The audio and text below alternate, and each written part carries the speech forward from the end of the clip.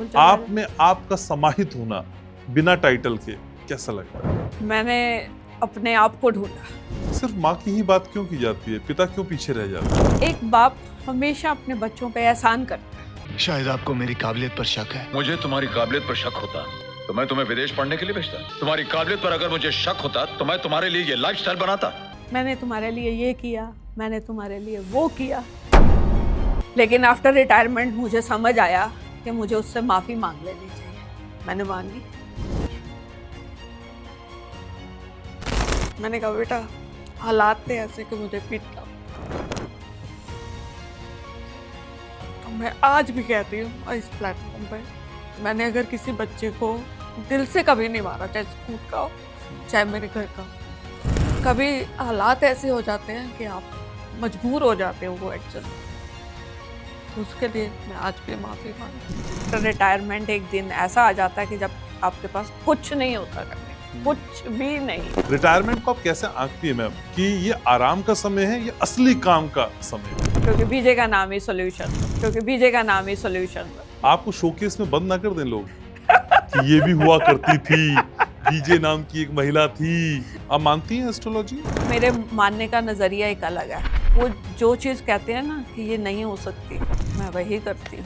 कई एस्ट्रोलॉजर ने तो मुझे यहाँ तक कहा कि आप अपनी फैमिली के साथ मत रहो, दूर चले जाओ इनसे, आप किसी आश्रम में चले जाओ। आश्रम में पार्टियां होने लग जाती है आप पहुंच जाती तो।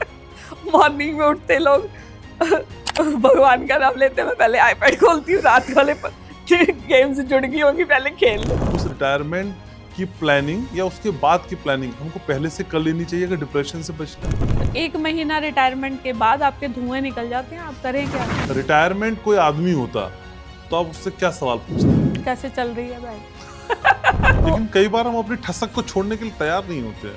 हम सोचते हैं भाई हम इतने सालों से एक ही फॉर्मेट में हैं, हम क्यों बदलें? तो बदलते वक्त के साथ अगर नहीं बदलोगे तो जिंदगी की दौड़ में पीछे रहते। सुबह स्कूल जाना है 6 बजे, अगर रात को बच्चा 12 बजे रो रहा है तो माँ को तो उठना ही पड़ेगा, चाहे बाप उठे ना उठे। लेडीज अपनी बीमारी का बहाना बना के वो अच्छी भली होंगी, पति आने वाला सिर बांध के लेट जाएगी। मैन की मेंटालिटी कि खाना बनाना कोई काम नहीं है। अरे एक दिन बना के तो देखो कितनी बार हाथ जलता है और कितनी बार हाथ कटता है। घर में उसकी ज्यादा चलती है जो पैसा कमाता है। आप क्या सोचते हो हाउसवाइफ अपनी चलाती नहीं है? अरे वो तो अपने पतियों को खा जाती है, पतियों को खा जाती है। मतलब एक पल लगता है मुझे कि मैं बीजे को समझ रहा हूँ, नहीं आप फिर दूसरे पल आप कहती है नहीं समझ पाएगा भाई, मैं तो चीज ही कुछ और हूँ। मैं तो अलग ही चीज।